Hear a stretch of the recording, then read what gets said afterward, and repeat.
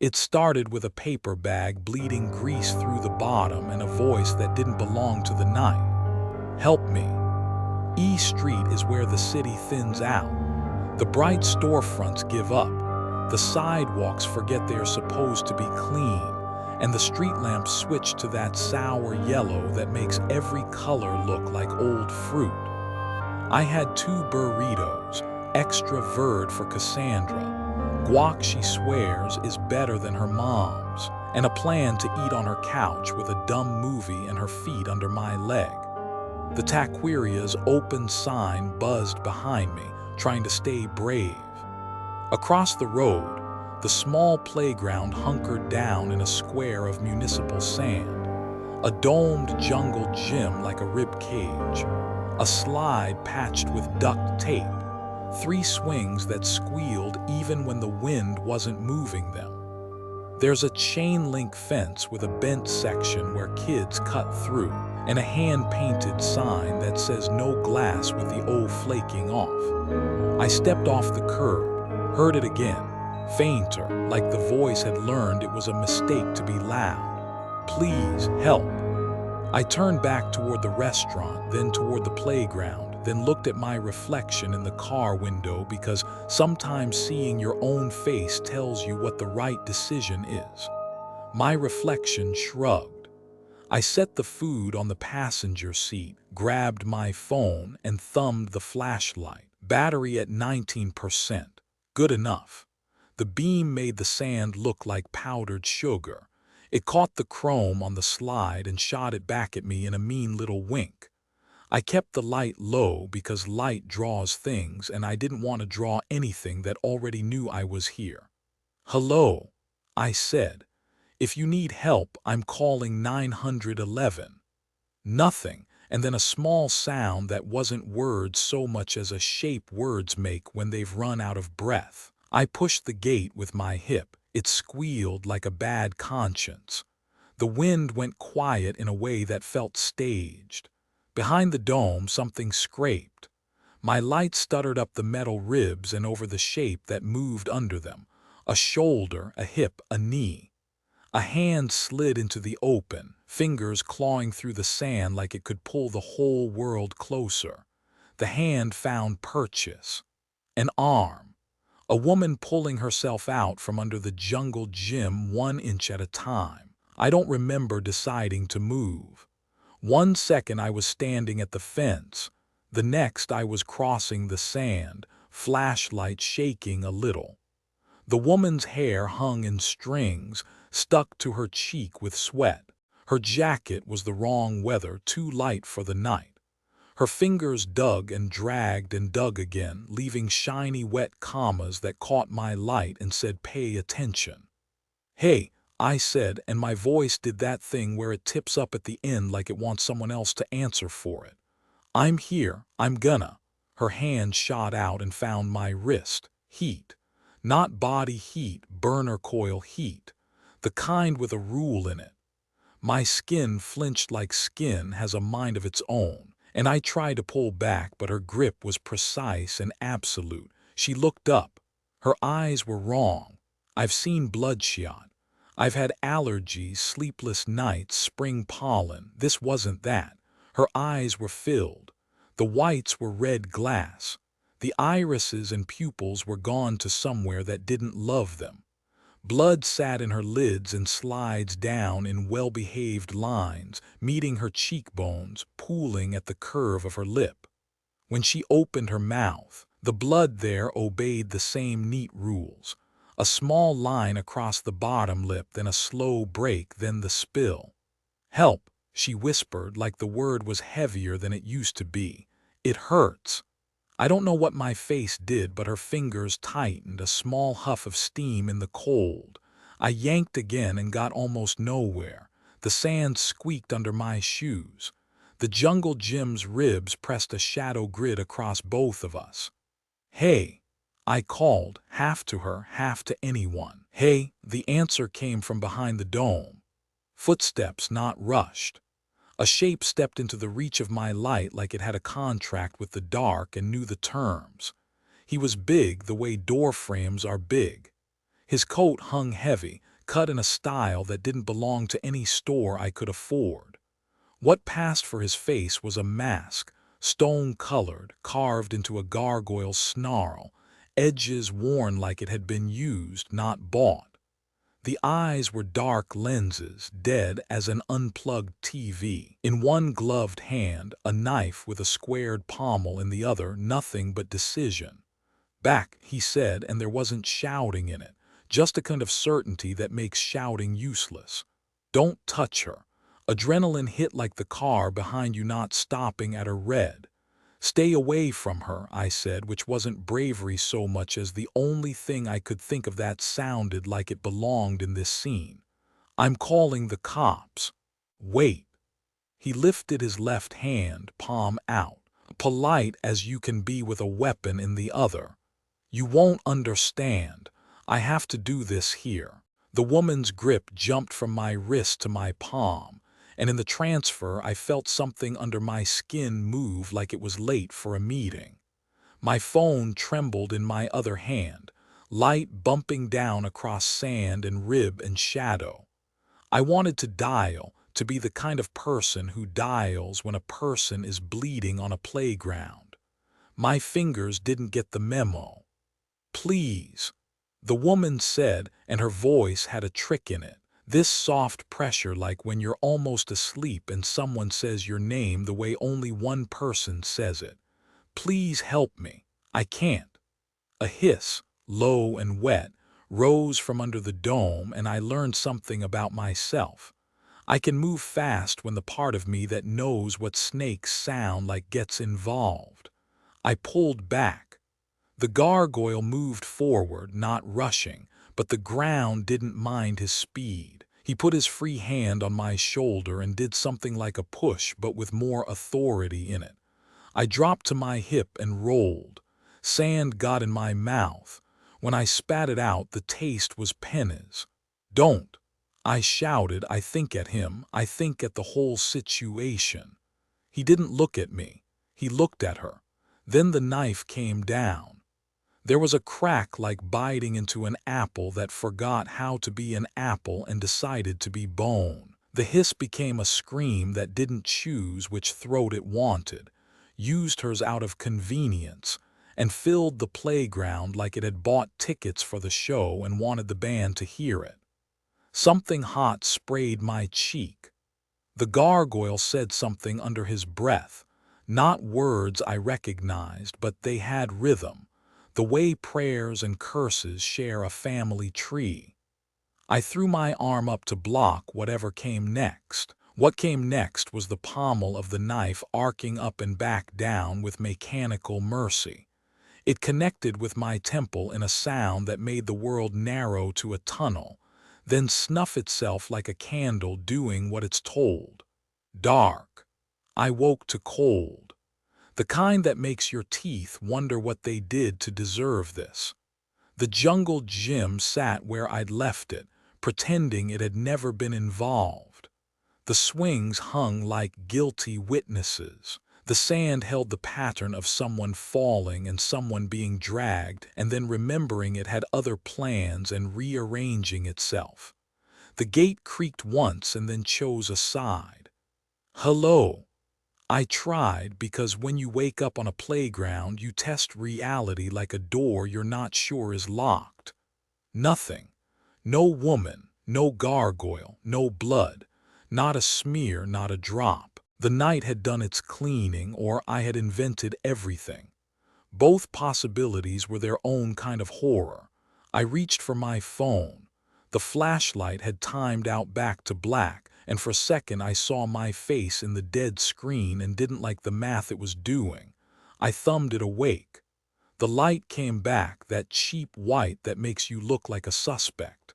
I lifted my hand to wipe at my cheek where the spray had been. That's when I saw it. At the heel of my palm, under the skin, the little roads of veins had decided to unionize. They'd organized into a shape that wasn't vein things do on their own. A number pressed neat and stubborn like a kid had used a stencil on the inside of me. 8. I pressed it. It didn't hurt. I rubbed at it with the pad of my thumb. It didn't smear. I wanted it to be a trick of light, so I twisted my wrist until the tendons popped and the light caught at a different angle. The 8 sat there, polite and sure. All at once, the night came back into focus. The street lamps, the buzzing sign, the sound of far traffic that you only hear when your heart isn't the loudest thing in you. My phone buzzed, and for a second it felt like it buzzed through the mark. Cassandra's name lit the screen. "You okay? You're late." I stared at the playground a second longer because as long as I stared it was real, and as soon as I left it would be part of something I'd be expected to explain. I texted back, "On my way. Food's cold. You'll live." "I like you better when you're funny," she sent. "Drive safe." I drove with the window down. The air had bite. I wanted it to hurt me a little so I'd know which pains were mine. At a red light, I checked the mirror.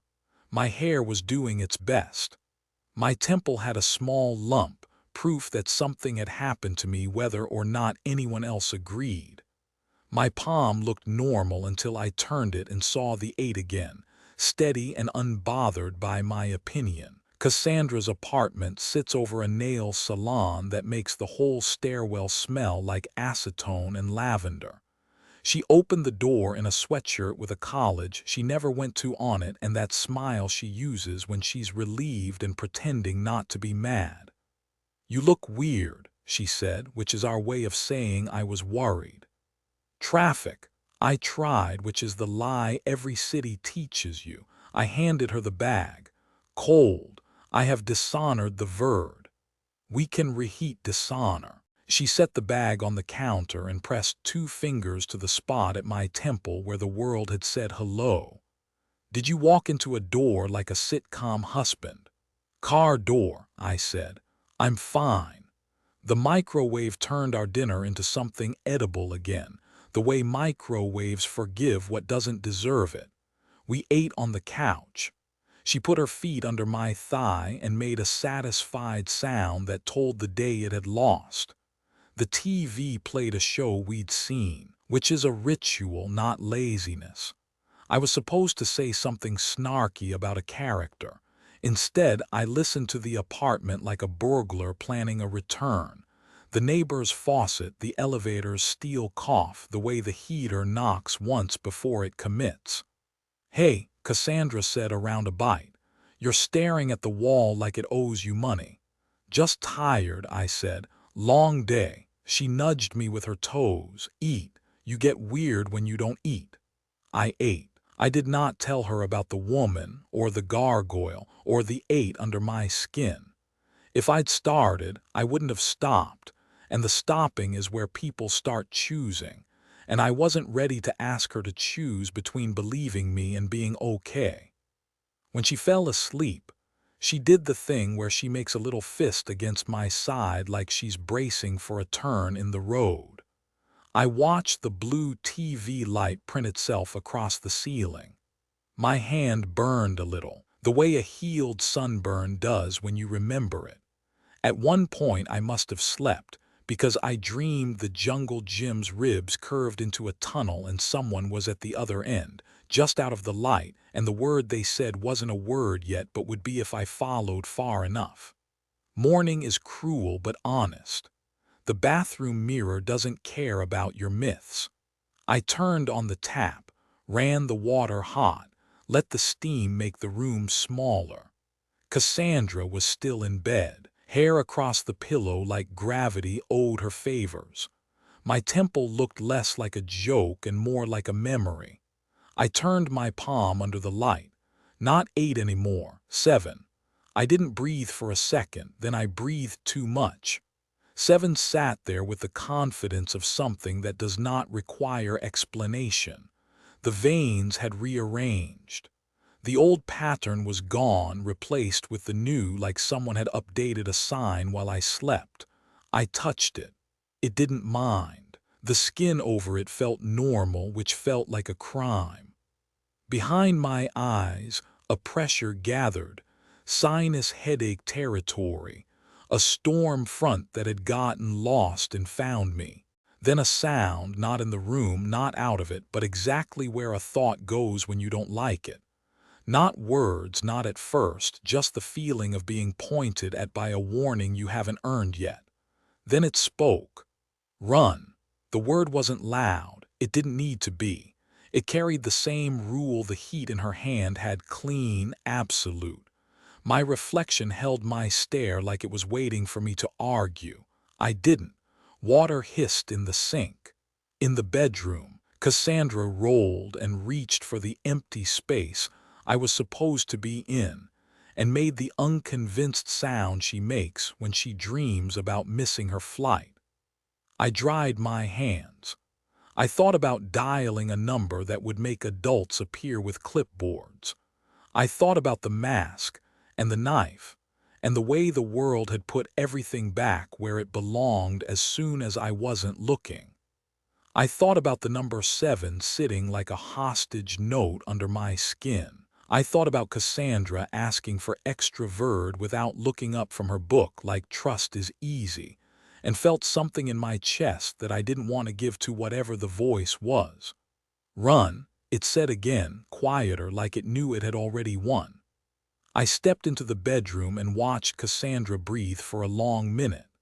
The city outside was doing its morning, trash truck, somebody's dog editing a bush, a bus kneeling for a passenger. I tucked her blanket up over her shoulder, because small mercies are sometimes the only ones you can afford. Then I picked up my keys. The number on my palm waited. The day did too. I wish I could tell you I called someone then. I wish I could tell you I said the simple sentence that would have made this someone else's problem. But the truth is, the voice fit too well into the shape of my fear, and once something fits, it's hard to take it back out. I walked out into the sour morning light, down the stairs that smell like a salon and a disaster plan, and I did what I've always been best at when choices feel like traps. I kept moving, close on my palm as I locked the door behind me. The 7 sits where the 8 used to be, faintly luminescent in the bathroom's leftover light.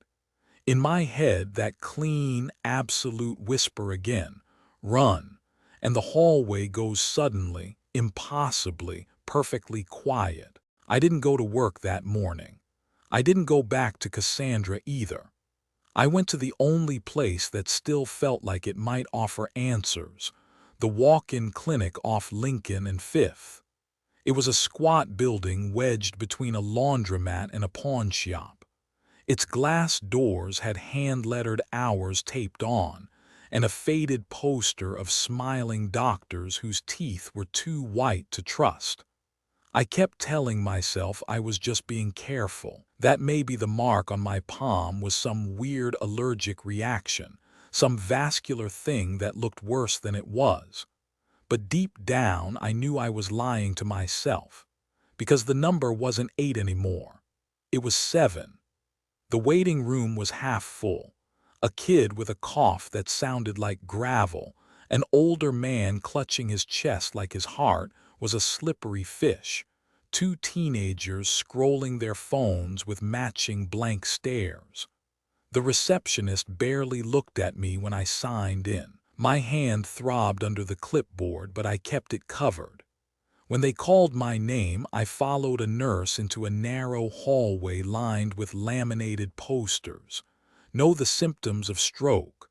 Wash hands for 20 seconds. The air smelled like bleach and microwaved soup. The nurse, a woman with tired eyes and a cheery tone she probably practiced in the mirror, wrapped the blood pressure cuff around my arm. "A little high," she said, "but that's normal for folks your age. We'll check your blood too." I tried to sound casual. "Yeah, sure, blood test, fine." But inside I felt the whisper stir, not words yet, just the weight of someone waiting to speak. The doctor came in next. His badge said Dr. Whittaker, tall, 60s, hair retreating but posture unbroken. He shook my hand like he was testing whether I was worth saving.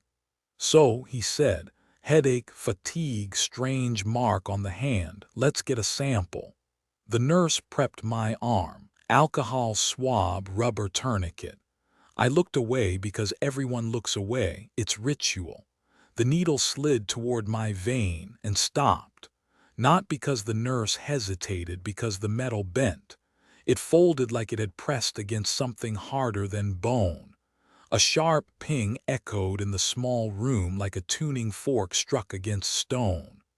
Sorry, sorry, the nurse stammered, pulling back.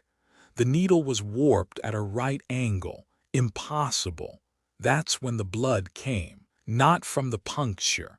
It welled up on its own, spilling over her glove, down her wrist, dripping onto the linoleum.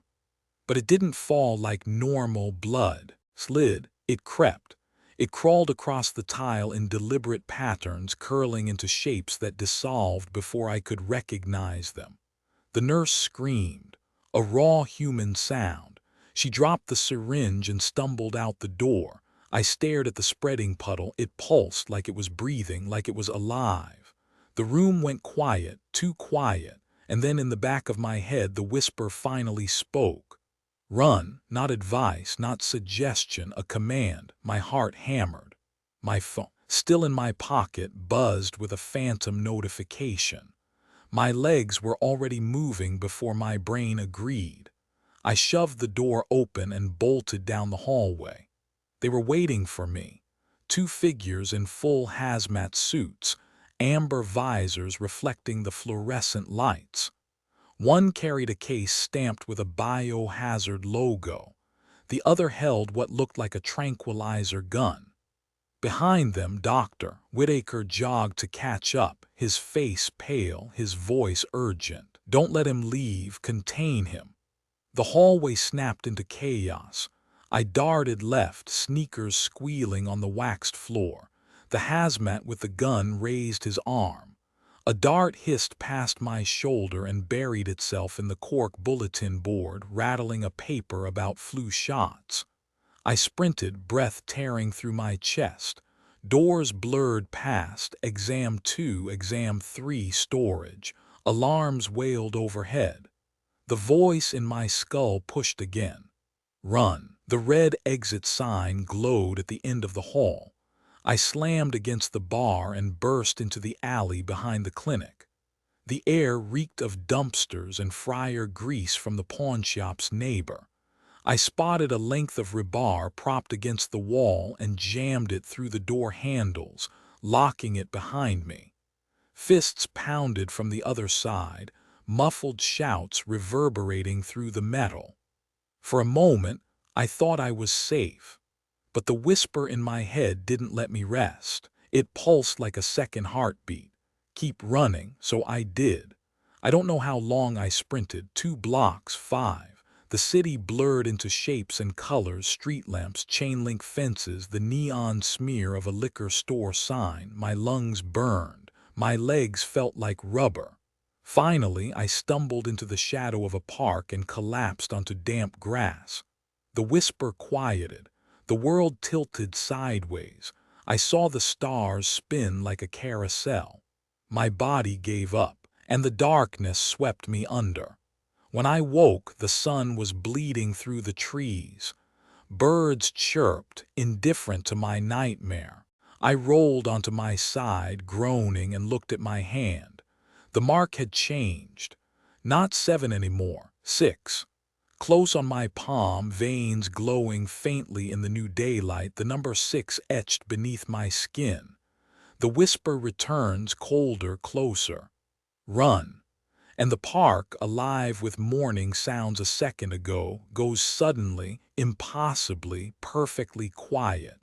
I woke with grass stuck to my cheek, and a number under my skin that wasn't there yesterday.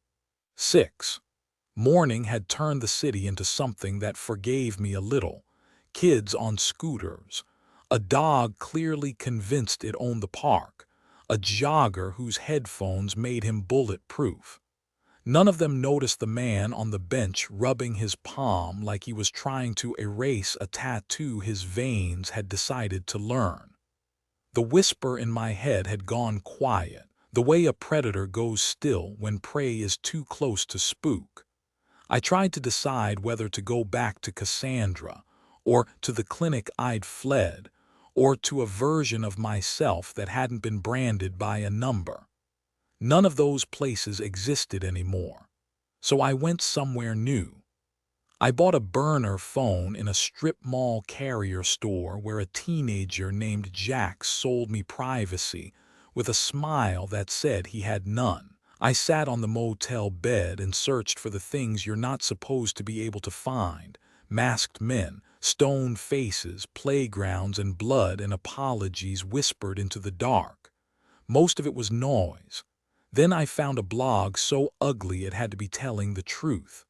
Since Zero Nefe's watch, a headline, he took him at the fountain. A paragraph, short, all nouns and verbs, no time wasted on adjectives. A description that made my shoulders go cold. A mask like a gargoyle. A knife that wasn't a weapon so much as punctuation. A friend who didn't make it home. I messaged the contact. I've seen him too. The reply came like it had been holding its breath for my message. Central Park, 10 p.m., don't be late, don't be followed.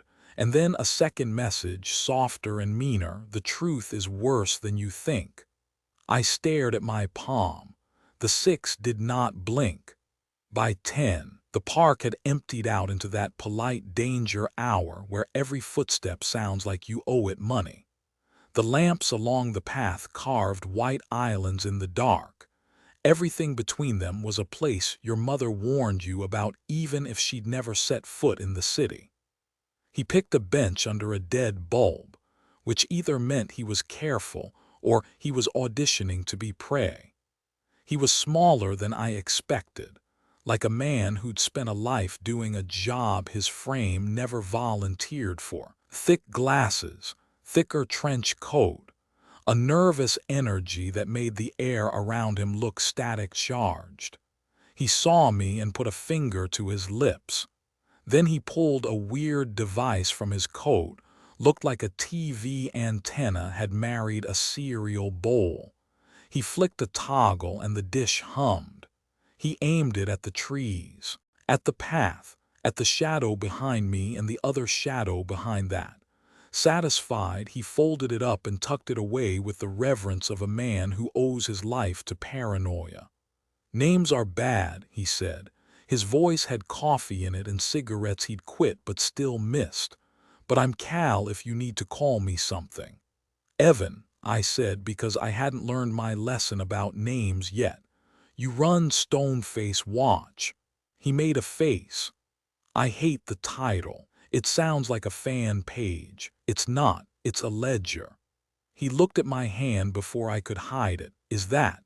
It's a long story, I said, and smiled like that would make time pass differently. Start with yours. He watched the trees a beat longer as if waiting for the night to interrupt and then nodded. Okay, short version. My friend Max got sick, not flu sick, not hospital sick. He said he felt fine, strong, even, but he bled. Cal's mouth twitched at the memory. From places you don't want blood to be in charge of. Eyes, nose. He laughed it off and said he'd never felt better. We argued. Then your guy, the stone face. He swallowed. He took Max in front of me, said I have to do this here, said forgive me. I didn't. He laced his fingers, unlaced them. I tried to find Max. The cops said missing adult. The hospital said no patient by that name. The internet said conspiracy. All I had was a description and a habit of not letting things go. Then I found the others. Different cities, same mask. People who get infected, get taken, or they get scooped by those other guys. The hazmat suits, I said. He nodded. Yeah, the ones who show up late and act like they were early. They're government, or they pretend well enough that it doesn't matter. He leaned forward. You saw him, Stoneface. What happened? I told him, not all of it. Some things felt like they'd rot if I said them wrong. The playground, the whisper, the woman whose eyes had forgotten what pupils were for, the masked man who had been both executioner and priest, the clean, merciless eight that had bloomed under my skin. Cal listened without blinking, which either meant he believed me or he'd heard worse. He took something from his pocket, a clicker, like the kind bouncers used to count capacity. He didn't click it. He just held it like a worry stone. "They are not a cult," he said. "Not exactly. People say that word when they want to laugh at something they should be running from." He stared past me. "They're old, whatever they are. They've got rules, they believe in clean. If someone's too far gone, they don't hesitate." He looked at me then, through me. "You're not too far gone. It should have felt like comfort. It settled like a weight." "How do you know about the suits?" I asked. "The government ones." Cal smiled with all his teeth and none of the humor. "Because they read my blog before they go to bed." He tapped the dish in his coat. "And because I can hear them when they're sloppy." He flinched. The dish wasn't out, but the hair on his arms must have learned something mine couldn't, because he was on his feet a beat before the shadow to our left unpeeled itself into a man in a hazmat suit. "Not one, three." They moved like they'd practiced this in a warehouse on the other side of town. The first held a weapon shaped like a rifle but with the wrong snout. The second carried a hard case with biohazard stamped on it like a promise. The third had his hand raised open in greeting, which read as "calm down" until you noticed the taser tucked to his forearm with medical tape. "Evan," the one in front said through a speaker that made his voice sound like it had flown coach. "We're here to help." Cal was already backing away. "Run," he hissed out of the corner of his mouth, a good impression of the voice I'd been trying not to listen to all day. "Don't," the hazmat said to me, and his tone did that authoritative thing officials practice in front of mirrors. "You are not well, you could hurt someone." "We're not alone," Cal said. "If he wanted to hurt someone, he would have by now." He came to me. "Sir," the hazmat said. Sir, that means I don't have time for you. Step away." I didn't step anywhere.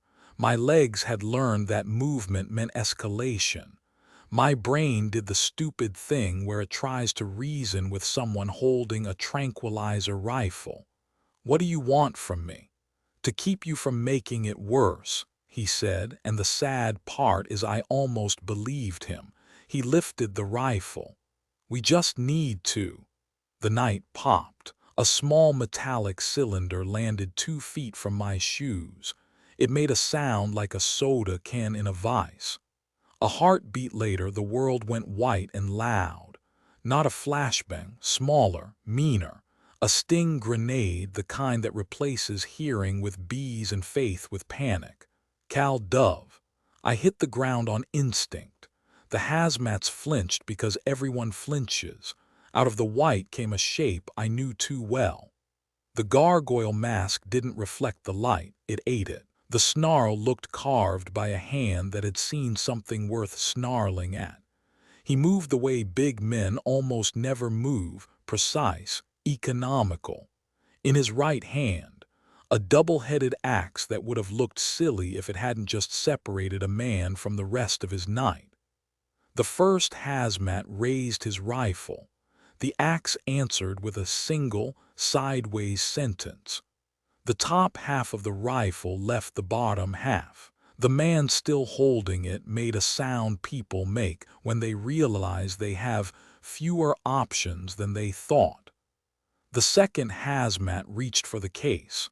The gargoyle pivoted, and the axe's other head kissed his visor with a pop that meant no more seeing for you. The third went for the taser, but the gargoyle didn't care about electricity. He kicked, and the third folded. The grenade's bees faded to a whine.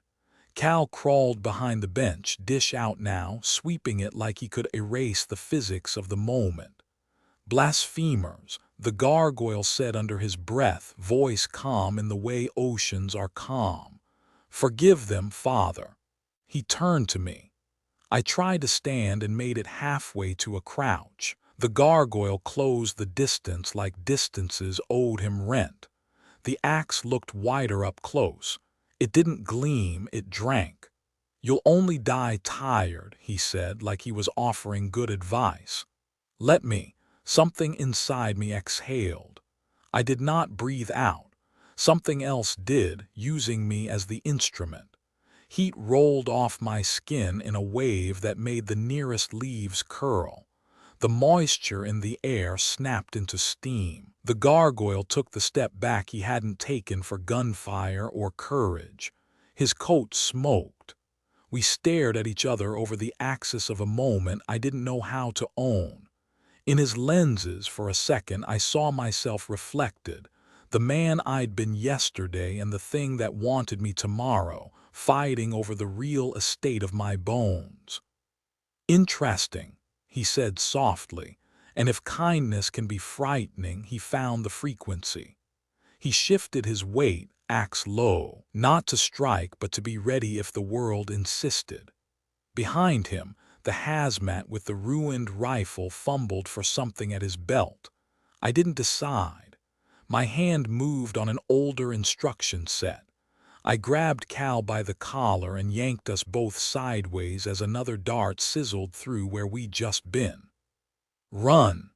Cal barked, which was redundant.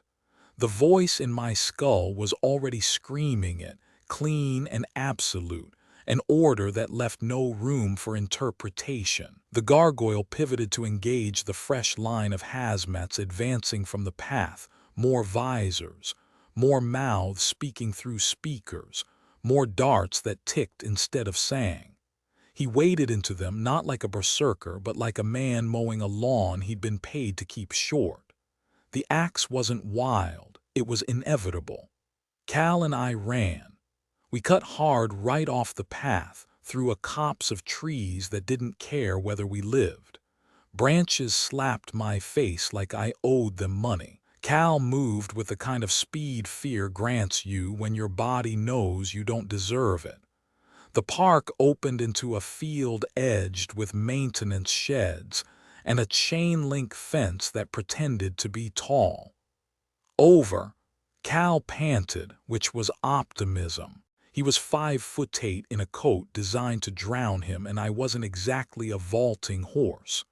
Adrenaline solves math. I grabbed the fence, felt metal bite my palm, ignored the way the six pulsed under my skin like it had been waiting for wire. I got a knee hooked, then a thigh, then gravity had an opinion and I landed badly on the far side. Cal followed with a noise that promised his knees revenge. Behind us, shouts, human, disciplined. Somewhere closer, the wet sound of something ending against something it had mistaken for safety. The night traded secrets between trees. We ran until the lamps gave up and the dark had us. We ran until every breath felt like a crime and every footstep sounded like an argument we were losing. When we finally dropped behind a service kiosk, the world's volume knob turned down 2 clicks. Cal pressed the dish to his chest like a shield. I pressed my palm to the asphalt and felt heat come back like an old habit. "What was that?" Cal wheezed. He gestured at me vague, "you microwaved the air." "I don't know," I said, which was true and also felt like a rehearsed line. "It just happened." He peered at me like I was an article he wasn't ready to publish. "They'll come again, the suits, the gargoyle too if he thinks you're." He didn't finish. He didn't have to. "I need answers," I said. "Not from the suits, not from your blog, from whoever wears that mask and thinks God signed their purchase order." Cal snorted. "You don't find them, they find you, and usually not because you're fun at parties." "Then I'll be noisy," I said, and immediately regretted saying it out loud because the whisper in my head pressed a palm to my thoughts and said, "No." "SHH," Cal hissed, and it took me a second to realize he wasn't shushing me. He was shushing the park for daring to breathe. He slid the dish out again, turned the dial to a frequency that felt like a headache, and aimed at the path we'd abandoned. The dish ticked. "Vehicles," he whispered. "At least two, engines idle, the suits regrouping. Your stone friend won the first dance, but they brought a band." He swallowed. "We can't go back to the bench." "Then we go forward," I said, which sounded brave in the way stupidity often does. We crept along the service road that curved around the maintenance sheds and fed into a side gate. Cal worked a padlock with a tool he produced from somewhere in that coat. The lock side open like it had expected us. We slipped onto a residential street where the park ended and the city pretended it wasn't complicit. A car rolled slowly past, a sedan so generic it could serve subpoenas and deliver pizza by swapping decals. Cal pulled me into a hedge, and for a second we were 14 again, hiding from a reality that had never asked for our permission. When it passed, we exhaled. Cal handed me a folded slip of paper. "If you live through tonight," he said, "read this. It's a compilation. Names, dates, places, patterns." He hesitated. "You said the mark changes. How long?" "6," I said, and it came out like a confession. "Yesterday it was 8. This morning it was 7. He winced like I'd told him a diagnosis. "Okay, so we don't have time to get precious." He was right, but precious is what it wanted: time, attention, the kind of focus that makes a problem feel seen. My palm burned. I didn't look. Looking was belief, and I was trying to ration that. We cut through a parking lot, across a basketball court where the nets hung ragged and nobody cared enough to fix them. Cal moved like he knew the city from the bottom up. Pathways only rats and men with reasons learn. We emerged onto a strip where storefronts had names like Gold for You and King Slice and Phones While You Wait. At the far end, a bar glowed the kind of warm that stands in for community when you don't have any to spare. Cal glanced at his watch. "I have a bolt hole," he said. "1 block east, basement of a frame shop. If they're tracking your phone, they'll find the motel. If they're tracking you—" He didn't finish again. He was getting good at that. "Go," I said. "You're not part of this." He barked a laugh without laughter in it. "Buddy, I made myself part of this the first time I hit publish." We crossed the street. I checked the window glass for reflections that didn't belong. I didn't see the sedan until it turned down the block without headlights and killed the engine. Doors opened soft. 4 shapes slid out, all outlines and intent. "Inside," Cal said, pointing at the bar. "Noise, witnesses. Times like these I love drunk people." We pushed through the door into a heat that had too much human in it. The air was hops and sweat, and the 1,000 minor heartbreaks people try to drown between shifts. A game was on the TV. Nobody was watching it. The bartender clocked us and made the judgment in under a second. Not worth trouble unless we insisted. We didn't get the chance to insist. The front door banged open and 2 hazmats entered fast enough that patrons didn't have time to decide whether to laugh. Nobody laughed when the third lifted his jacket just enough to flash a badge, letters, numbers, authority on a lanyard. "Evening," he said, voice amplified enough to cut through the room. "Health department, we need to talk to a patron. Quick swab, no big deal." He smiled. He was good at it. The bartender looked over at us because of course he did. A couple at a table glanced over their shoulders and then pretended they hadn't. Cal's hand found my sleeve. "Back," he whispered, and we edged toward a door marked restrooms that probably didn't lead to safety but might lead to not here.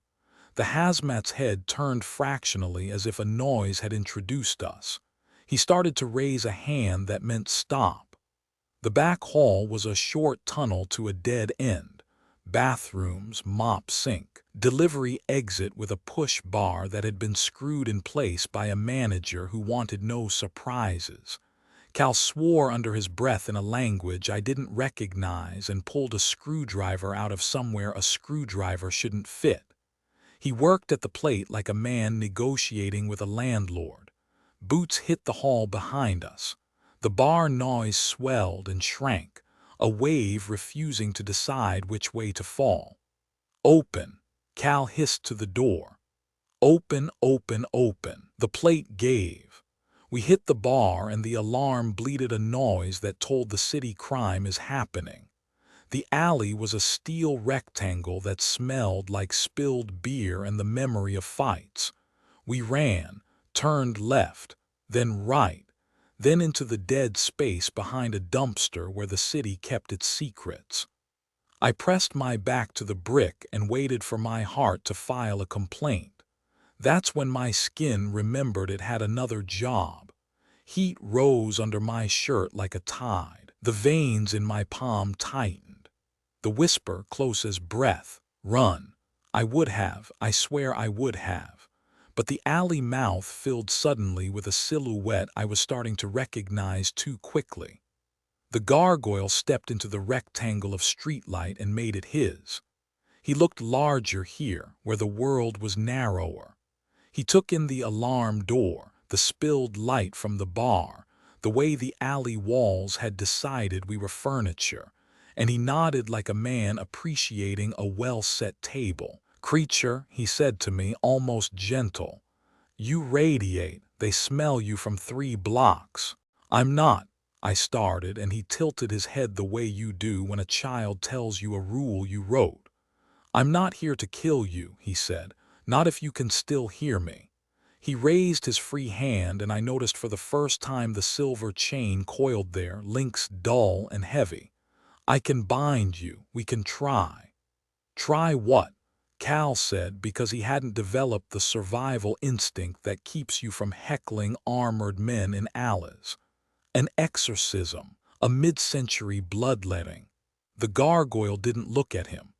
"A stay of execution," he said, and that was the first time I heard the weight in his vowels. Behind him, the sedan rolled the wrong way down the one-way. Doors opened, more hazmats. The alley decided to be smaller. "Down," the gargoyle said, and then the alley was a physics problem. Darts zipped and sang. The gargoyle moved, not an artist, a craftsman. The axe braided air into solutions. One hazmat fell, and the sound his body made reframed the night. Cal dragged me lower, and I didn't argue because I could feel something in me arguing for me. Heat gathered in my chest. It had nowhere to go and every reason to try. The whisper, final, inevitable, now. And then I understood the voice wasn't talking about running anymore. It wanted out. I stood before I knew I'd made a decision.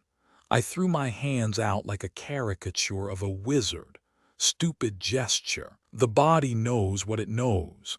The heat that had been simmering came off me in a single, punishing wave. The air in the alley buckled. The fog of spilled beer flashed to steam. The nearest hazmat stumbled like he'd been shoved by the sun. The gargoyle took a full step back, and on his lenses I saw something I hadn't thought you could put there. Surprise. The axe wobbled in his grip and then steadied. He looked at me like a teacher looks at a student who has just demonstrated both promise and danger. "You are changing," he said, not to scare me, but because truth sometimes does that on its own. My palm burned. The 6 thrummed like it had been seen. Somewhere beyond the alley, sirens made commitments. The bar's alarm tired of caring and went silent. Cal's hand found my elbow. He didn't push. He just set it there as if to remind me the world still had weight. I breathed. The heat didn't leave. It settled, patient. The gargoyle adjusted his coat the way a man composes himself after a moment he hadn't planned on. His voice, when it came, was lower. "Next time," he said, You may not be able to stop it." He stepped back into the alley mouth like a curtain had learned how to be a man and disappeared into a geometry of night that didn't want witnesses. I stared at the space he'd been. Cal stared at me like I'd told him the end of a story he hadn't realized we were in. Overhead, the sky did not care. The city did what cities do when nobody's looking. The whisper in my head didn't leave. It changed shape, no longer a single word. More like a breath held, waiting to decide whether it would be mine. Close on my face, lit by the thin alley light, sweat steaming in the cold. Then my palm, veins humming around the six. The air around my hand ripples, heat distorting the bricks. From the dark where the gargoyle vanished, an echo, "You are changing," and the scream. Morning came, but it wasn't mine. I'd barely slept since the alley, since the heat wave that had knocked a gargoyle back like he was just a man. The number on my hand still throbbed.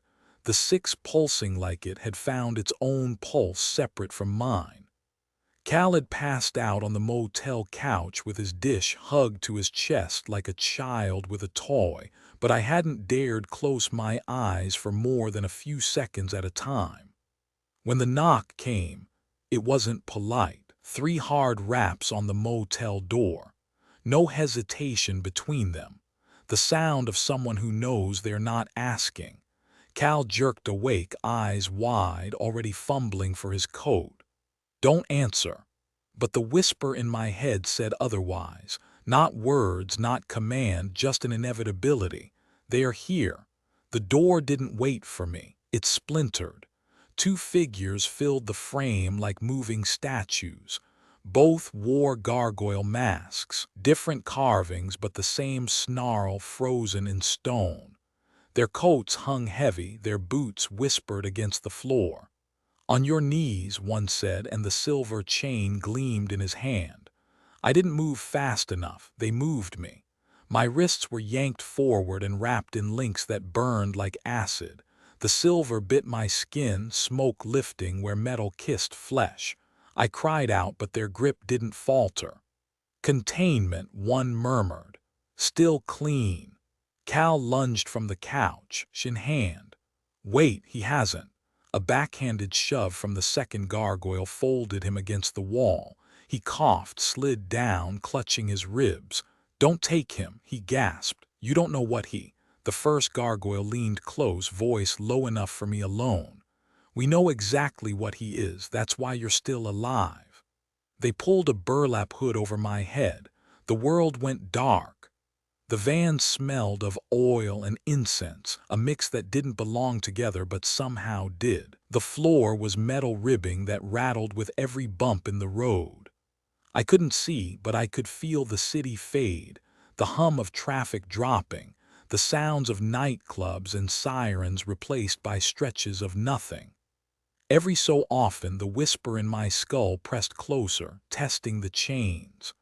The silver seared hotter, answering it. I shuddered. The gargoyle on my left muttered something under his breath, prayer, curse, mantra. We drove for what felt like an hour, maybe more. At some point the road turned rough, gravel pinging the undercarriage. Then silence. The van slowed, stopped. Doors slammed. Hands grabbed my shoulders and yanked me out. Cold air hit my face even through the hood. My boots crunched on stone. Somewhere above me, I heard the groan of iron gates swinging open. The hood came off. I blinked against torchlight. The world resolved into a courtyard that looked stolen from another century. Gothic spires cut into the night sky. Gargoyle statues hunched along the walls, their faces eerily similar to the masks of the men who'd brought me here. The van rolled away behind me, tires whispering over cobblestones. Ahead, a massive arched door creaked open. Shadows moved inside, hooded figures carrying lanterns that burned too bright to be natural. "This way," one of my captors ordered. The chains on my wrists dragged heavy. Every step toward the door made the mark on my palm ache. By the time I crossed the threshold, I was sweating like I'd run a mile. The chamber was vast, lit by torches and braziers. Gothic arches soared overhead. The air tasted of iron and old stone. At the far end stood a dais, and on it a figure whose mask dwarfed the others. Intricately carved, studded with dark gems, its snarl gleamed with authority. He raised a hand. The others fell silent. Even the fire seemed to quiet itself. "Welcome, tainted one," the leader said, voice deep enough to rattle the ribs of the hall. "You stand in the Hall of Atonement." I wanted to speak, but the silver burned hotter, choking my words.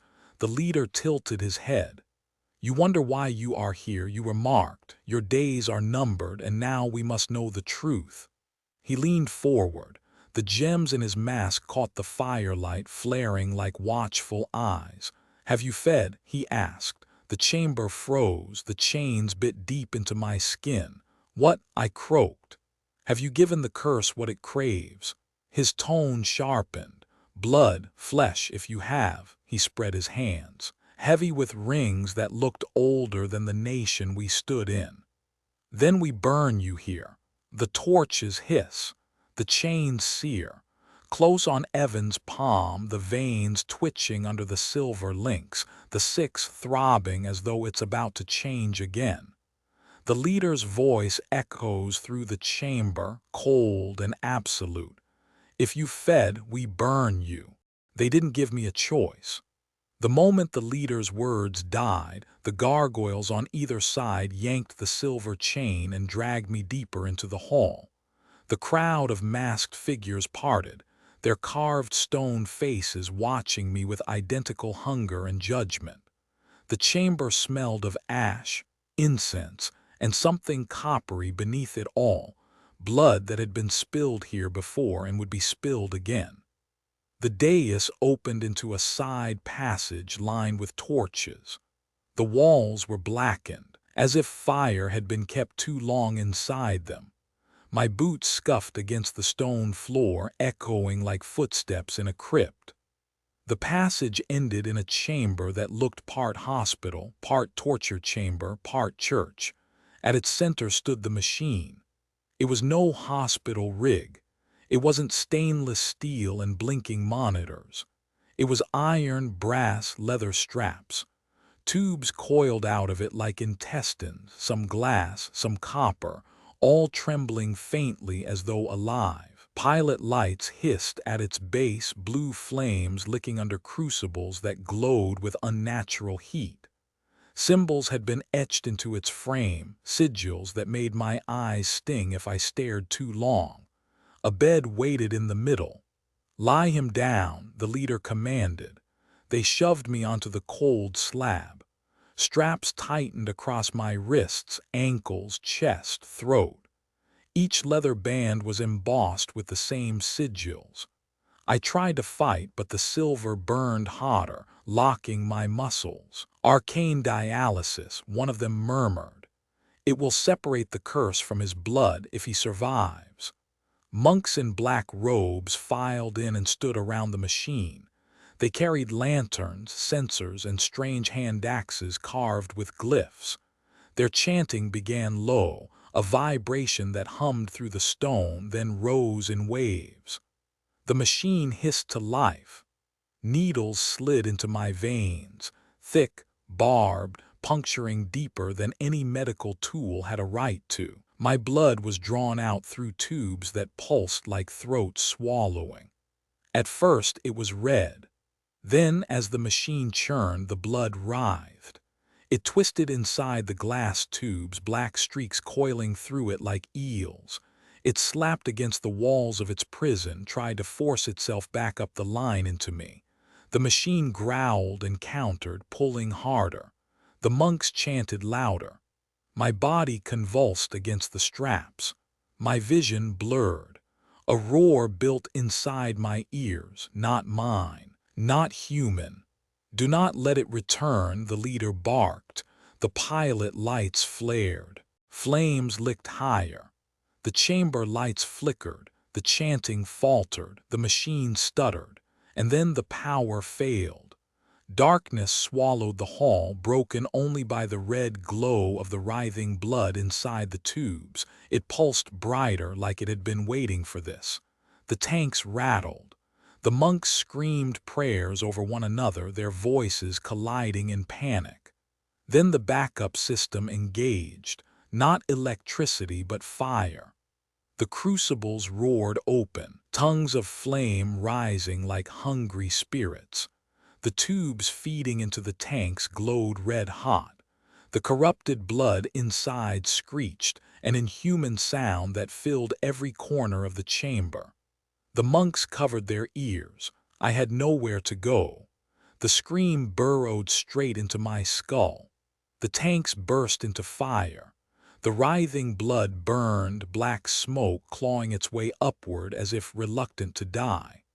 One final scream, long, ragged, inhuman, echoed and then snapped off like a wire cut clean. The straps across my body loosened. My chest heaved. When the smoke cleared, the machine was silent. The tubes lay empty. My veins throbbed, but the heat inside me was gone. The leader stepped forward, mask gleaming in the firelight. He peered down at me with something almost like awe. "He lives," he said. I blacked out. I woke in a narrow bed in another chamber. Clean sheets, a small table with a cup of tea steaming on it. My body felt like it had been wrung dry and filled with sand. I lifted my palm. The number was gone. The skin was pale, bare, nothing but the memory of veins. For the first time in days, my hand looked like my hand. Relief should have come. It didn't, because Cassandra wasn't there. Her absence filled the room louder than the monks chanting, louder than the scream that still rang in my ears. Close on Evan's palm, smooth, empty, unmarked. His fingers tremble as he clutches the sheets. Then pan across the empty chamber, one bed, one cup of tea, one door bolted from the outside. And the whisper in his head is gone. But so is Cassandra. I thought I'd been saved. When I woke from the machine, when the number was gone from my palm, I thought the nightmare had ended. But the Order had other plans. They didn't ask if I could walk. 2 gargoyles hauled me from the cot and marched me back into the Hall of Atonement. The torches still smoked with the stink of burned blood. Every mask turned to watch me. The leader stood at the dais, his gem-studded mask shining. When he raised his hand, the chamber hushed. "Knowledge obligates," he said, his voice carrying like a sermon. "This man has seen what others cannot. He has survived what others did not. Survival is proof, and proof is duty." He fixed his gaze on me. "Evan, you are no longer bystander, you are conscript." The crowd murmured, stone voices echoing off stone walls. I opened my mouth to argue, but the whisper in my head, once my constant tormentor, was silent. It had abandoned me, or it was waiting. They led me down a corridor lined with gargoyle statues, their mouths open in silent screams. At the end was a small chamber lit by a single brazier. An attendant in a mirror-faced mask waited with a parchment. "Swear," the leader ordered. The parchment was a vow inked in runes and Latin and something older I couldn't read, but the words were simple enough to keep the Order's secrets. To hunt the blood curse wherever it hides. To obey until death. I hesitated. The leader leaned closer. "Refuse and we burn you after all." I signed. The ink stung as it sank into my skin, vanishing beneath it. They stripped me, handed me a translucent garment that clung like liquid. I pulled it over my body and it tightened with a hiss, sealing to me like I'd stepped into another layer of flesh. "This is the second skin," the mirror-faced attendant explained. "It resists infection. It will not save you if you falter, but it will give you more time to fight." The material pulsed faintly with each beat of my heart. It felt alive. Next they handed me a vial of dark liquid. The smell alone made my stomach churn. "Drink," the leader said. "What is it?" I asked. "Kaikian," the attendant replied. "It sharpens the body, strength, speed, clarity. It burns away hesitation, but the price is hunger. You will crave more." I drank. The liquid scorched my throat like molten iron. My vision blurred, then sharpened too much. Every torch flame became a sun, every breath a hurricane. My muscles thrummed as if they'd been rewound tighter. I gasped. My veins glowed faintly through the second skin. The leader himself carried the last gift. He drew a weapon from the brazier, a short blade, its steel veined with strange vents. When he pressed a catch on the hilt, the edge roared into flame. The heat licked my face, but the second skin didn't burn. "Every conscript receives a tool," he said. "This one is yours. The flame cauterizes what the curse cannot heal. Strike true, or do not strike at all." He pressed the hilt into my hand. It fit too well, and then came the final piece. The attendant set a gargoyle mask on the table before me. Its visage was snarling, fanged, merciless. Its inside was lined with some kind of cool resin. The leader gestured. "Put it on." I hesitated. Behind the mirror mask, the attendant spoke softly. "Once you wear it, you cannot go back." I lifted it, lowered it over my face. The world dimmed, then refocused through narrow slits. My own breath echoed inside the stone mouth. The leader nodded, satisfied. "Now you belong to us." Once the ritual was complete, the hall emptied until only the leader and I remained. He stepped down from the dais, close enough for me to see my reflection warped in his jeweled mask. "There is one more thing you must know," he said. "The blood curse is never idle. It spreads. It builds nests.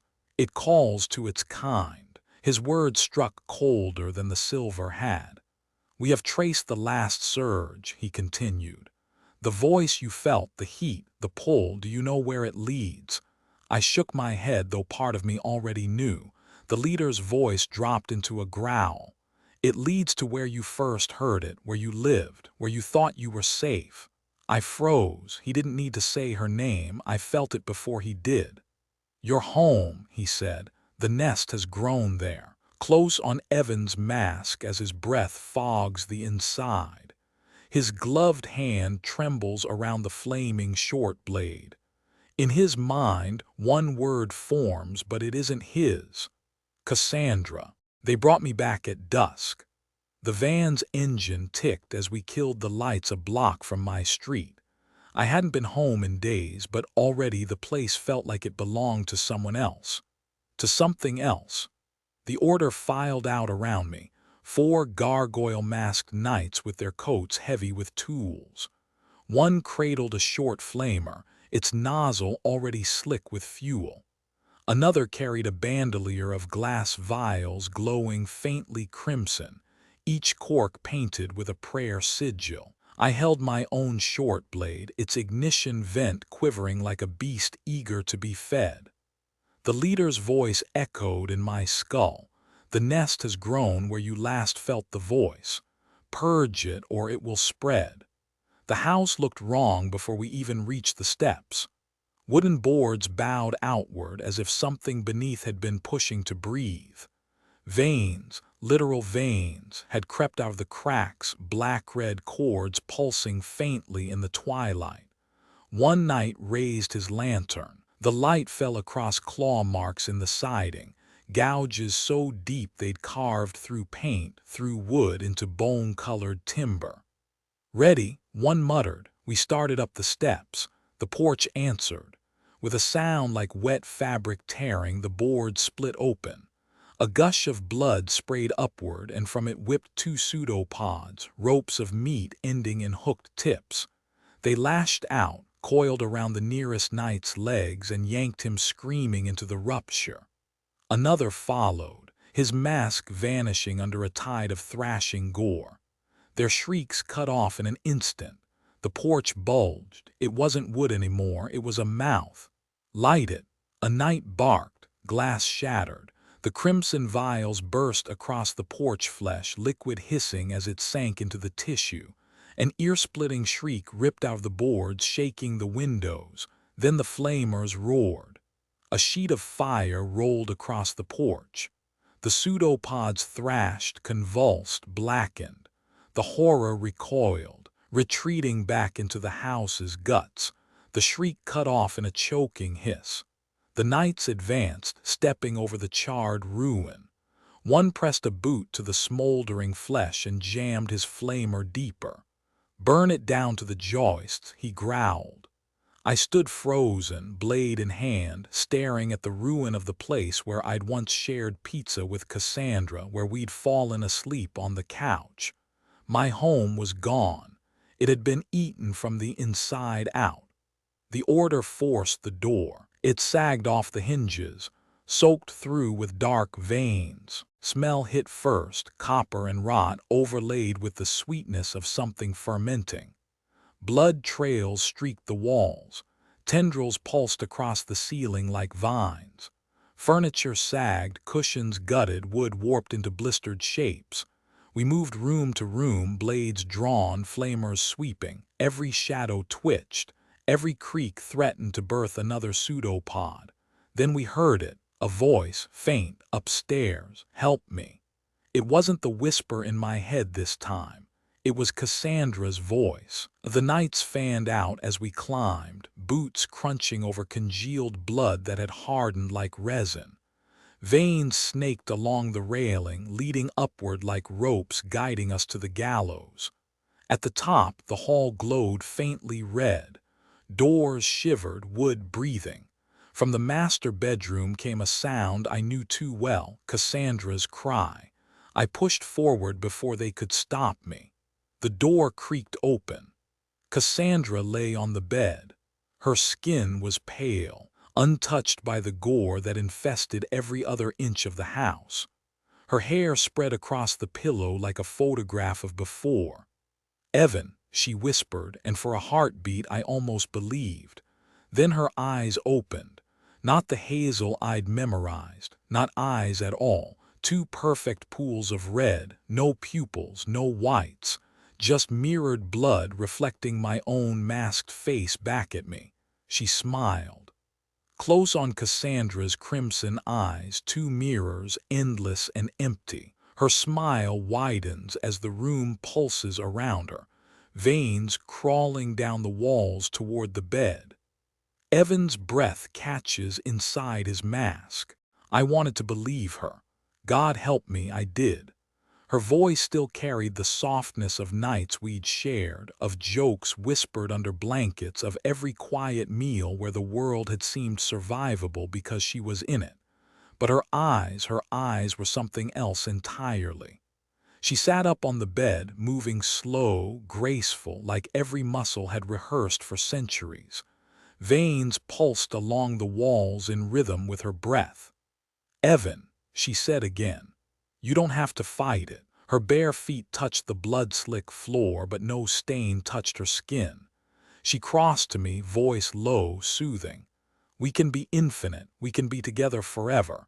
No sickness, no fear, just us." Her fingers brushed the edge of my mask, nails lengthening into crimson points. "Take it off. Let me see you. Let me in." The short blade in my hand quivered, fire waiting behind its trigger. She leaned in, arms wrapping around me. For a moment, it was Cassandra, the warmth of her body, the way her cheek fit against my chest. For a moment, I almost dropped the blade. Then I felt it. A pulse under her skin, not a heartbeat, but a tide. A voice slithering beneath her words, feed, bind, become. Her smile shifted, her lips parted. I saw the red gleam of blood already rising to meet mine. I whispered her name one last time, "Cass," and I drove the blade home. The short blade roared to life. Flame burst from the vents, tearing through her spine, cauterizing as it consumed. She screamed, but it wasn't her voice. It was layered, shrill, a chorus of hungry things shrieking as one. Her body convulsed in my arms. Her nails scraped my mask, sparks flying as they skittered across stone. "Evan," she wailed, half her, half them. "Why?" I held her tight, forcing the blade deeper. The fire ripped outward, racing along the veins in the walls, igniting them like fuses. The whole room blazed, red turning to black ash. When the last of her strength left, she slumped against me, a husk collapsing into flame. My arms were empty. The knights burst into the room, flamers roaring to catch what I couldn't. The nest howled as it burned, the house itself groaning like a dying beast. And then gunfire, not from within, from outside. The windows shattered. Muzzle flashes lit the night. Rounds tore into the house, ripping through the walls. Voices shouted through megaphones. Orders, threats, words drowned by the roar of automatic fire. Government, the suits, they had come to clean up what we hadn't finished. Extraction. One knight barked, grabbing my arm. Now. We barreled down the smoke-choked stairs as splinters rained. Hazmat-clad soldiers poured through the front lawn, rifles leveled, floodlights blinding. The order returned fire, not bullets, but bursts of flame, vials shattering against armor. Screams overlapped the stutter of machine guns. One knight shoved me toward the van waiting in the alley. "Move, Evan." I stumbled, half-dragged as Cassandra's last cry echoed in my skull. My palm was bare, empty, but it burned with a grief worse than any number. Close on Evan in the back of the van, mask hanging loose, eyes hollow. Through the shattered rear doors, his home burns bright against the night sky as soldiers and gargoyles clash in fire and gunfire. The leader's voice, grim over the chaos. "He's broken, but he's ours now." I thought killing Cassandra would free me. Instead, it chained me to something darker. Every time I closed my eyes, I saw her face. Not the monster, not the red mirrors, the real her. Laughing with me in the kitchen, holding my hand in the movies, whispering my name like it was safe to exist. And then fire through her spine. My hands holding her steady as I burned her alive. The guilt didn't just sit in me. It dug in, fed on me, and the order didn't waste time letting me grieve. "Grief is weakness," the leader said. His jeweled gargoyle mask loomed close. "And weakness feeds the curse. You will not mourn, you will learn." That was the beginning of the aftermath rules. Rule 1, you are already dead, accept it or you will hesitate. Rule 2, every hesitation costs lives. Rule 3, the curse will never pity you. Do not pity yourself. They hammered it into me hour after hour, until my shame hardened into something useful, obedience. They called it practical monstercraft. The second skin suit became my uniform. They reinforced it with salt-lined seams that stung against my flesh. I learned how to braid silver chain into loops to fling them across a room like snares. Each time it touched me, it burned, but they said the pain was the point. "If you can't take this," the instructor growled, "you won't survive their claws." They taught me how to carve thresholds with salt and ash, how to turn doorframes into barricades. I etched symbols until my hands blistered. The hardest lesson was control. "Heat is your weapon," said the mirror-masked attendant standing across from me in the practice hall. "But a weapon without discipline burns its master first." He had me breathe in cycles, inhale until the veins in my arms throbbed with light, exhale until the glow dimmed. Over and over, until the fire inside me rose and fell on command. The first time I lost control, I set a practice dummy alight. The second time, my own mask smoked. By the third, I found the rhythm, fury into heat, heat into breath, breath into silence. I wasn't their best recruit, but I was alive, and that was more than most could say. Weeks later, they brought me on my first low-risk field exercise. A morgue in the city, bodies tagged and refrigerated, waiting for paperwork that would never come. Sometimes the curse tries to seed in corpses. A knight explained, his voice hollow through his mask. If you see numbers, you burn. No hesitation. We moved between drawers, opening, inspecting, salting. The smell was antiseptic and cold metal, but underneath it was rot. Then we opened the wrong drawer. The body inside twitched. Its skin was gray, lips cracked, eyes sewn shut. But its chest rose once, shuddering. The tag fluttered. The veins on its forearm bulged, red-black, writhing.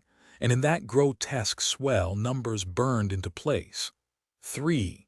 The same shape burned on my own arm. Not my palm this time, higher. Across my forearm, glowing like a brand.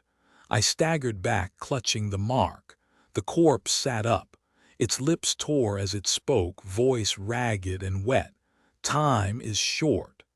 Close on Evan's arm, the glowing 3 carved into his veins.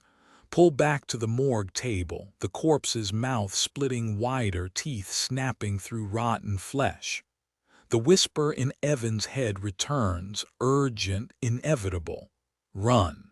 I thought the morgue would be the end of it.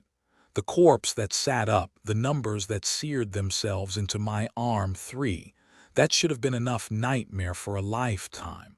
But the order doesn't leave questions unanswered. They dig deeper, sometimes literally. It started with a whisper from someone who wasn't supposed to matter. A janitor, wiry and hunched, with a mop that smelled more like whiskey than bleach. He lingered too long after we cleared the morgue, eyes darting to the nights and then back to me. "You ever wonder where they put the ones that don't burn right?" he asked, voice wet with nerves. I froze. "What do you mean?" He leaned close, breath sour. "They don't cremate 'em all, the failures. They keep 'em below." Before I could press him, a gargoyle masked knight cuffed him aside. "Ignore the drunk, he wants coin." But the way the janitor smirked, the way his eyes said, "You know I'm telling the truth," I couldn't shake it. That night I convinced the order to let me follow the lead. Not out of trust, out of duty, or maybe guilt. The hospital's sub-basement wasn't on any blueprint. The elevator that led there had no button for it, just a keyhole below the panel. The order had the key. We crowded in, 3 knights, myself, the mirror-masked attendant. The hum of the elevator groaned as we sank past the lowest listed floor. "Ready your flame," one knight muttered. The air grew colder the deeper we went. My second skin suit prickled, warning me. My palm itched where the 3 burned. The doors opened. The hallway was wrong. Fluorescent lights flickered above, but their glow bent around something that wasn't air. Thin red filaments crisscrossed the corridor, strung like spider glass. Veins stretched taut, latticework trembling as though breathing. One knight raised his blade to cut through. The filament pulsed. The hallway screamed. From the walls, flesh surged forward, pseudopods and teeth, writhing forms half-born. The knight was dragged into the lattice, sliced apart not by blades but by strangling bloodlines that cut deeper than steel. His body fell in ribbons. "Form up!" Another knight roared. Flamers hissed, vials shattered, fire licked across the web. The filaments shriveled but did not die. For every one burned, 2 more shimmered into view, faint and waiting. We pressed forward, step by step, hacking and burning, until the hallway widened into a chamber. It looked like a ward once, rows of gurneys, cracked tiles, rusted Roman 4 poles, but the beds were full. Bodies, dozens, each one cocooned in translucent veils of congealed blood. Their chests rose and fell in unison. Their mouths twitched with whispers. "They're alive," I breathed. "No," the mirror attendant corrected. "They're numbered." I checked my arm. The 3 burned hotter. On the nearest cocoon, I saw it too, glowing through the film too. I staggered back. The cocoon split open. From inside, a man tumbled out, choking, his glasses cracked but unmistakable. His coat smelled of rain and dust. Cal, the blogger, his eyes found mine.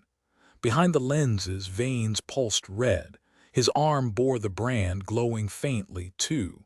"You shouldn't have come," he rasped, coughing up a thread of blood. They told me the truth, and now it's too late." Close on Cal's face, pale and desperate, veins glowing like wires under his skin. His arm thrust forward, showing the two etched into him. Evan stares at his own 3, the numbers burning like twin countdowns.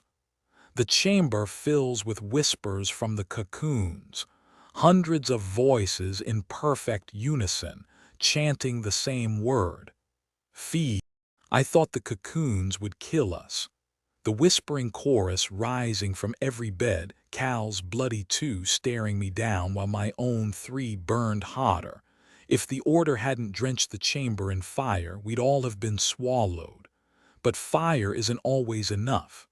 Not when the government has its own plans.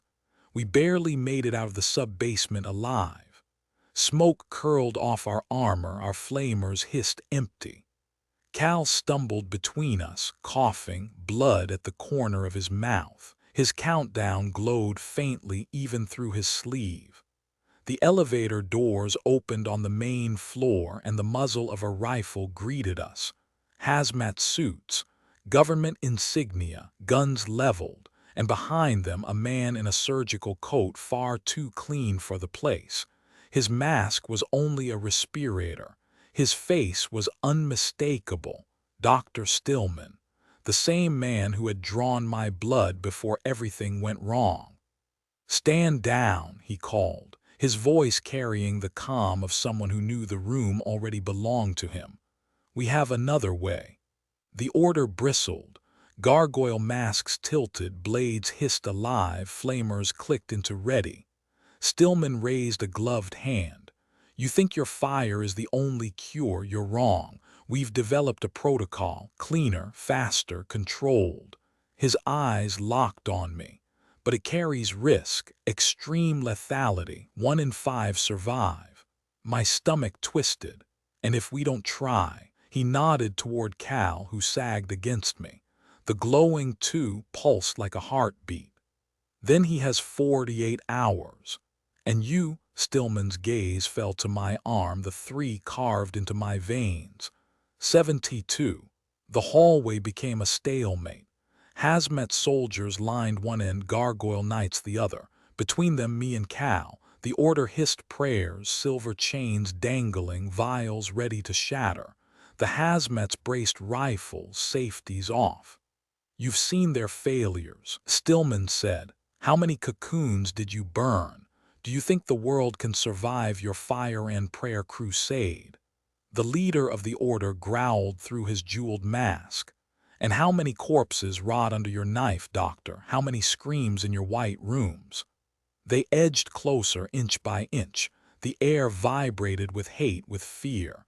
And the whisper inside me surged, "Choose, or everyone here dies." I stepped forward. My blade roared to life, flame licking the ceiling. The shock of it made both sides pause. "Enough," I shouted, my voice breaking against the helmet. "You want to fight? Fine. But do it after you deal with this." I yanked Cal forward, shoving his arm up, showing them the 2 glowing like molten glass. "He doesn't have time for your pissing match. Neither do I." The silence that followed was worse than the shouting. One of the gargoyles hurled a vial at the wall. It shattered, fire blooming across the plaster. The flames licked at Cal's arm. The mark writhed, hissed, and stayed. The order froze. Their weapon, their sacrament, had failed. Cal laughed weakly, hollow and broken. "Guess your gods don't like me." Stillman's eyes glinted behind his mask. He stepped forward, pulling a black case from a hazmat's hands. He snapped it open. Inside, syringes, vials, metal tubing coiled like a serpent. "The only shot he has now," Stillman said. "And you too, Evan." Close on the case, its syringes catching the flicker of torchlight, liquid inside glowing faintly blue. Evan's arm burns with the three. Cal's too pulses like a clock. The order stares shaken. The doctor's voice cuts through the silence. "Decide, my cure or no cure at all." Cal didn't hesitate.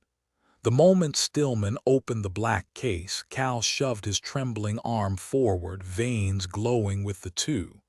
"Do it," he croaked, "before it's too late." The hazmat team moved like clockwork, uncoiling tubes, securing restraints. The order hissed protests behind their masks, but none of them stepped closer. Maybe they didn't want to risk catching whatever Cal carried. Maybe they wanted to see him die by the doctor's hand. Stillman adjusted his respirator, voice smooth, clinical. "The purge is simple. Draw out the corrupted blood, replace it with clean plasma. But this strain is too aggressive. He'll burn out unless we supplement." His gaze slid to me. "You," he said. My stomach sank. "What?" "He needs a second donor, fresh blood, compatible blood. And fate has given us two infected men with nearly identical signatures. If we tether you together, we might save him." They strapped us down in a split chamber, two gurneys facing each other, machines between us like an altar. Tubes snaked from my arm to his, our blood mixing in a translucent coil. The hum of pumps filled the room. Blue serum hissed into Cal's veins. My own blood followed, dragged out of me, forced into him. Almost immediately the voices came. Not Cal's voice, not mine. Something older, colder, riding the current between us. "Why resist?" One whispered. "You are already ours." "Give freely," another hissed, "and you can keep her, Cassandra." Her face flashed in my skull, eyes not yet red, lips smiling, alive. I clenched my jaw. "You're lying." Cal convulsed, screaming, his back arched, blood in the tubes writhing like serpents. Stillman shouted orders, hands working the valves. "Hold him down, don't break the circuit." The voices pressed harder. "Let go, Evan, he cannot hold it, you cannot save him. But if you stop fighting, if you feed us, the countdown ends." No more numbers, no more fear. I felt the heat in my veins surge, threatening to ignite the second skin suit. I fought to breathe in and out the way they'd trained me. Control the fire, control the voice. Across from me, Cal's lips moved. Not words, please. His eyes rolled back, glassy behind cracked lenses. Stillman snapped at me. "Push harder, you're the anchor, give him more." Blood roared through the tubes. My vision blurred. Then silence. Cal collapsed back into his restraints, chest rising steady. His arm, once branded with the glowing 2, was bare, clean. Stillman stepped back, triumphant. It worked. I sagged with relief until I looked at my own arm. The 3 was gone. For one breath I thought I was free again. Then my veins seared. Numbers crawled beneath my skin like worms. They stopped at the crook of my elbow. 4. I stared in horror. Something had hitched a ride. Close on Evan's arm, the glowing 4 fresh and angry, pulsing like a newborn scar. Across the chamber, Cal gasps awake, whispering, "What did you give me?" The machine hums, its tubes trembling with something not yet dead. I thought the purge was over. Cal lay breathing steady. The 2 was gone from his veins. For one heartbeat, I let myself believe we'd beaten it. Then the machine trembled. The tubes didn't stop pumping after the process ended. They shook, metal brackets clattering against the gurney rails. Blood inside them wasn't blood anymore. It was thick, black, clotted into shapes that pressed outward like fists against glass. Stillman's voice sharpened. "Shut it down, now." His tech scrambled at the valves, but the machine roared louder, deeper, like an engine choking on its own fuel. A crack split the central coil. The hum turned into a scream. Glass burst. Tubes snapped free, spraying arcs of blood that writhed in midair. The gore hit the ceiling, clung there, and spread like roots through the plaster. It didn't fall, it crawled. One tendril slithered down and wrapped around Stillman's assistant's throat. His muffled cry ended in a wet snap as the tendril dragged him into the ceiling. The Order Knights surged forward, flamers hissing to life, vials smashing against the walls. Fire chased the tendrils back, but the thing only pulled tighter, knitting itself into a body of veins and teeth. Cal jerked against his restraints, eyes wide. "It's still in me," he gasped. "It's still." The tubes connecting us flared red. Heat scorched my arm. The brand that had become 4 glowed brighter, hotter, as if answering. The voices in my skull laughed in unison. "We are 2, we are 4, we are many." The gurneys rattled as the thing dropped from the ceiling, slamming into the chamber floor with a quake. Its form was wrong, half skeletal, half fluid, ribs made of congealed arteries, eyes blooming open all over its chest. The Order fell back. Hazmat soldiers opened fire, bullets stitching holes that closed immediately as more blood surged to patch them. Stillman's voice cut through the chaos. "Evan, you're linked to it. Burn it out or it kills us all." The leader of the Order roared from behind his jeweled mask. "Do not listen. If you burn too deep, you will feed it." My blade shook in my hands. Cal shouted, veins glowing faintly. "We do it together." He ripped free of his straps, grabbing a broken flamer. Sparks danced across his sleeve. His glasses were cracked, his face pale, but his eyes burned with the same desperate fire I felt. "On 3, he shouted. The thing lunged, tendrils splitting into dozens of arms. Knights screamed as they were dragged under, hazmats vanished into the mass. I ignited the short blade. Flame leapt like a starving animal. Cal raised the flamer, teeth clenched. 1, the voices surged, feed, feed. 2, the brand on my arm pulsed. 4, 4, 4, 3, we struck together. My blade cut into its chest, fire racing outward. Cal's flamer vomited flame across its writhing limbs. The chamber howled like a cathedral collapsing. For a moment, I felt its heart, or whatever passed for one, beat against my hands, and then it burst, splattering us in boiling gore. The room went silent except for dripping. I staggered, clutching my arm. The brand cooled, but the number did not fade. It stayed, bright, mocking. 4. Across from me, Cal fell to his knees, coughing. He lifted his sleeve. His arm glowed 2. Not 2, not gone. 4. We looked at each other in horror.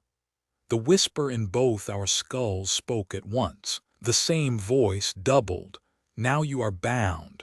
I thought binding myself to Cal was accident, a freak spill of blood and tubes, but the Order already knew better.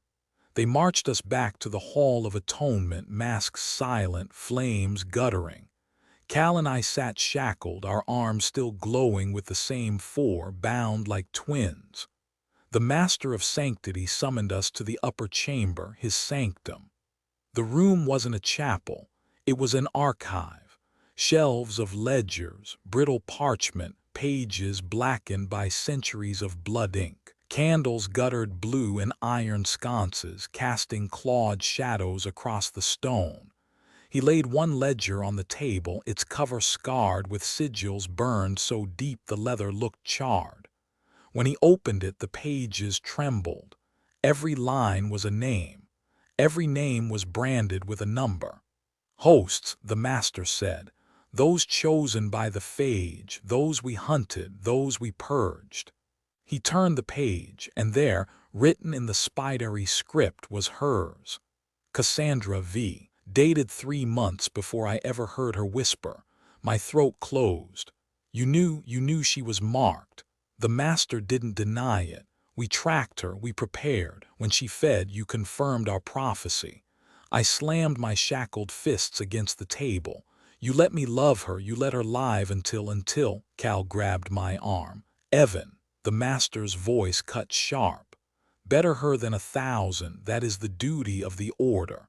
Not everyone agreed. One night, younger than the rest, ripped off his gargoyle mask and slammed it to the floor. We're not shepherds, we're butchers. You let the curse run until it gives you leverage, until it makes people like him. He jabbed a finger at me. Dependent. Another growled. Silence, traitor. No, the knight barked back. I've seen the lists.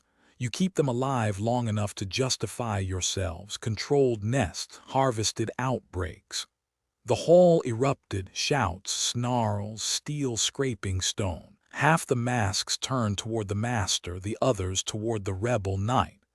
The schism cracked open before me, and I realized the order wasn't united.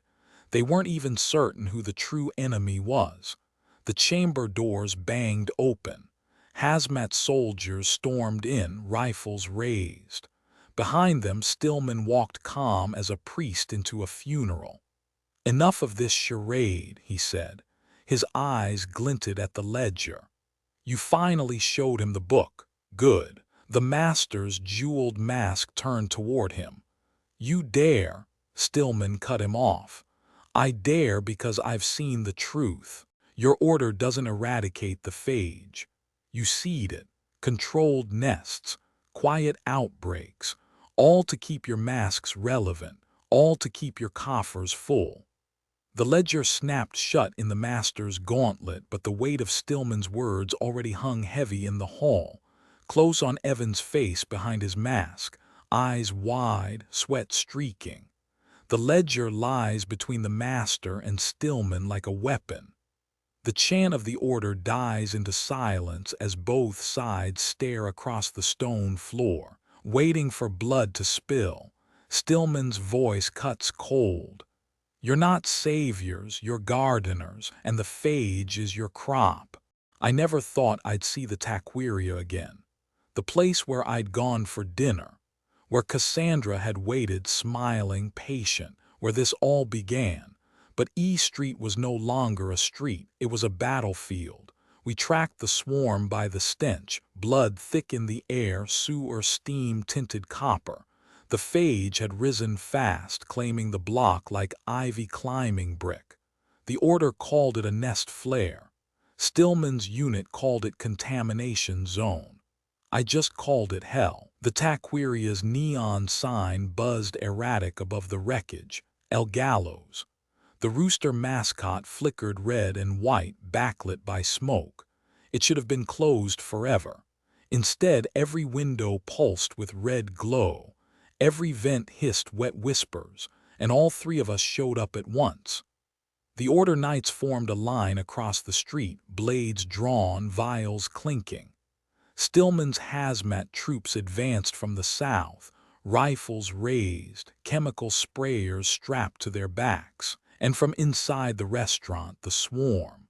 Shadows bulging against glass, voices moaning in chorus.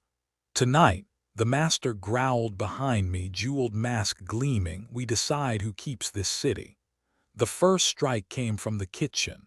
Steam burst from the vents, scalding clouds carrying tendrils of blood that slithered across the asphalt like living tripwires.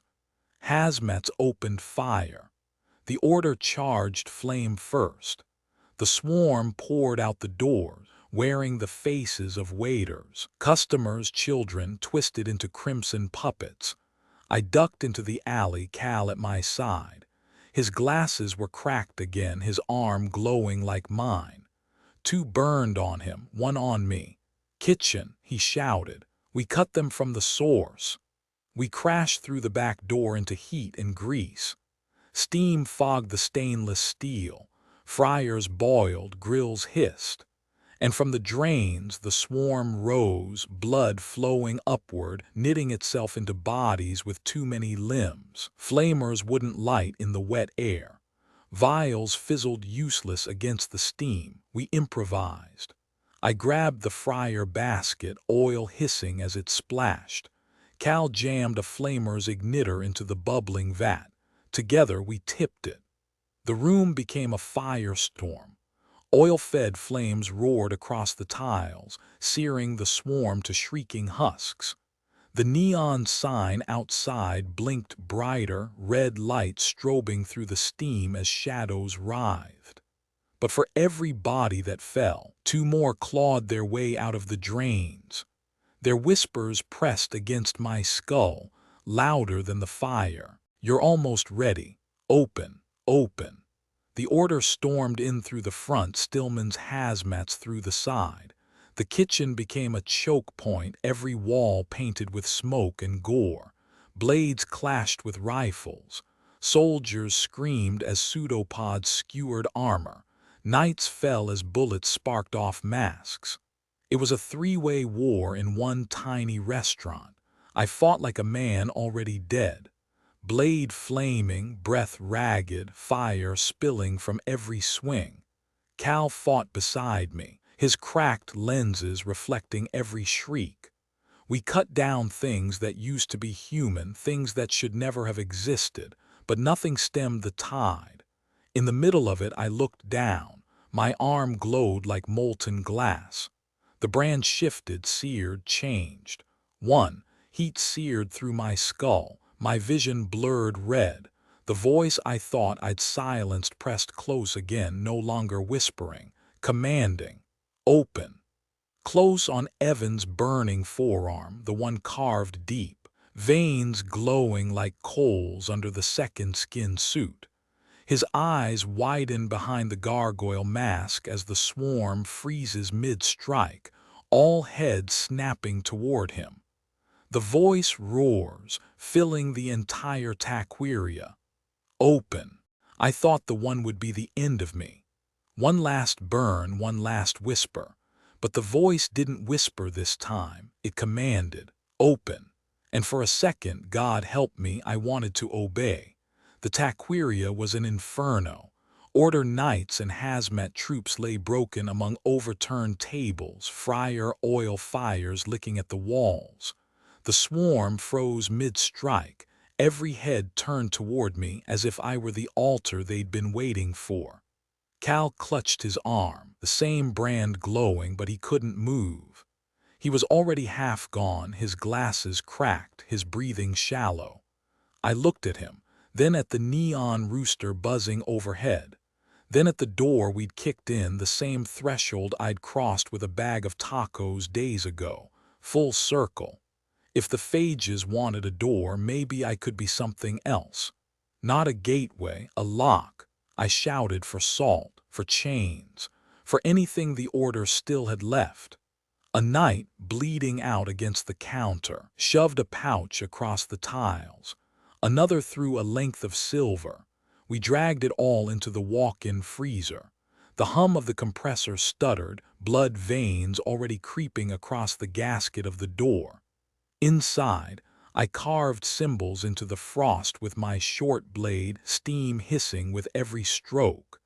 Cal helped me weave the silver chains into a crude lattice across the doorway. The last night standing spilled salt in a ring around us. And then I stepped into the center. The brand on my arm blazed white. The swarm pressed against the freezer glass, faceless mouths gnashing. Their chorus thundered in my skull. You are ours, you are vessel, open. I dropped to my knees, breath ragged, fire spilling from my veins in waves of heat. Not a vessel, I gasped. A vault, if you want me fine, but you'll never leave me. The chorus shrieked. The walls of the freezer rattled, metal groaning like a sinking ship. Blood seeped under the door, trying to reach me. I pressed the blade point to my own chest. I'll die here before I let you through. Choose prison or nothing. For one sickening second, silence, then laughter, cold, layered but conceding. Prison, then we will wait. The fire in my veins flared and then snuffed. The brand on my arm dimmed. 0. When I staggered out of the freezer, the swarm was gone. The voices retreated, caged behind my heartbeat. The restaurant was ash. The order limped away broken. Stillman's unit fled with their dead. Cal didn't make it. His mark burned out before my eyes. And me, I survived, not free, not clean, but closed. That's why I'm writing this now, recording every word, not for the order, not for the government, for you, because maybe you're reading this with your veins burning. Maybe you've seen a number in your skin. If you have, know this, you don't have to open. You can lock it away, but the price is steep. I'm the lock now, the prison, the thing they fear because I deny them their doorway. But I can't hold forever. So if you feel the whisper in your blood, remember my name. Evan, remember this case file. And if the countdown hits 0, don't open. Close on Evan's arm, no number, only scar tissue where the brand once glowed. His mask lies cracked on the floor beside the burnt freezer door. His voice tired, resolute. Better a lock than a gateway. Fade out.